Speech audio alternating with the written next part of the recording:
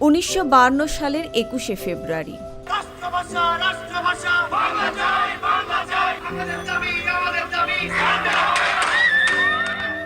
এই দিনটির কারণেই আজ বাংলাদেশের মানুষ স্বাধীনভাবে বাংলা ভাষায় কথা বলতে পারে। বিশ্ব দরবারে বাংলা ভাষা পেয়েছে আন্তর্জাতিক মর্যাদা। কিন্তু এই বাংলা ভাষায় কথা বলার অধিকারও এদেশের মানুষকে লড়াই করেই অর্জন করতে হয়েছে। তৎকালীন পাকিস্তান সরকার বাংলাকে রাষ্ট্রভাষা হিসেবে স্বীকৃতি না দেয়ায় এবং পাকিস্তানের একমাত্র রাষ্ট্রভাষা হিসেবে উর্দুকে চাপিয়ে দেওয়ার প্রতিবাদে ঢাকার ছাত্র ও সাধারণ জনগণ রাস্তায় নেমে আসে।